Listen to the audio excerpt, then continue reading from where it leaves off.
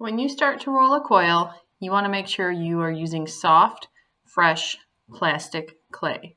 Any clay that is dried out or is leather hard will not work. You will end up with coils that crack and break apart.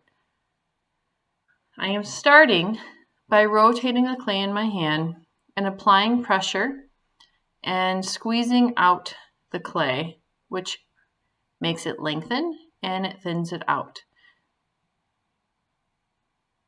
You want to make sure you don't do heavy pressure with your fingers, or you're going to end up with something that is way too messy to actually make a coil out of. So when you're squeezing, you want to make sure your pressure is even and consistent. Have a little cup of water. I'm going to be using the tip of my finger to the base of my finger and roll the coil back and forth. I usually pick it up and rotate it, and you will notice that my fingers start in the middle and they stretch to the edges. That is how you are going to get the coil to grow in length. I'm applying pressure, but not too much pressure. This is where it's going to take a little bit of practice, because if your coil starts turning flat or showing fingerprints, it's too much pressure. But if your coil does not get any longer, then you're not applying enough pressure. You want your coil to be 1/4 of an inch. You may notice that one side is getting thinner than the other. Oftentimes that's because your dominant hand pushes harder subconsciously. So you can always flip the coil around, or you can just choose to work on certain sections of a coil to make sure that they are even. So I can thin out the middle, the left side, the right side, until the coil is consistent.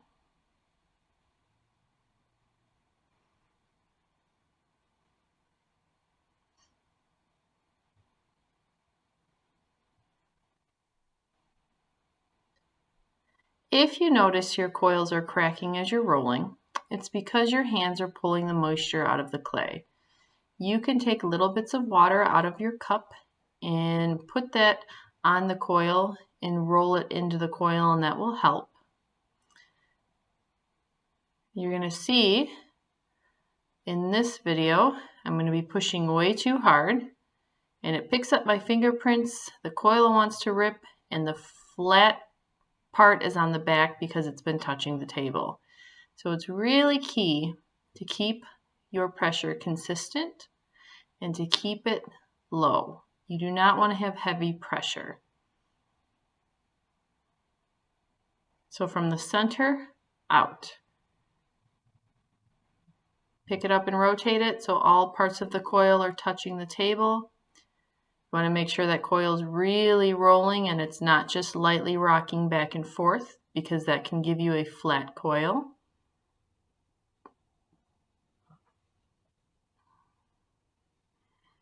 Until you get close to 1/4 of an inch.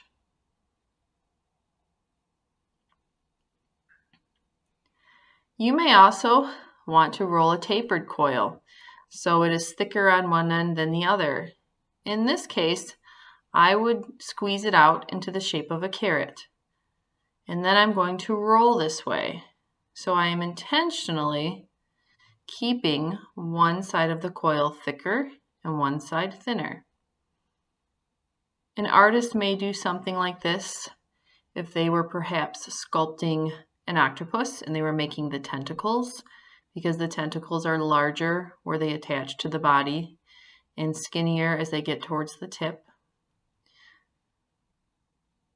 You can always smooth the edges, clean them up.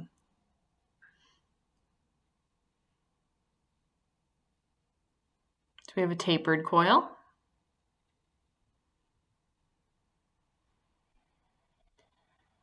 A second way to taper a coil is to actually leave the middle thicker and to squeeze out the ends. If you're looking to have a coil pot that curves over, this is how you would do it. You would build with coils that are thicker in the middle and thinner at the edges, And if you keep stacking the thicker parts on top of one another, you will get a coil that actually curves over. Imagine building something like a bridge that has that arc. This would create an arc.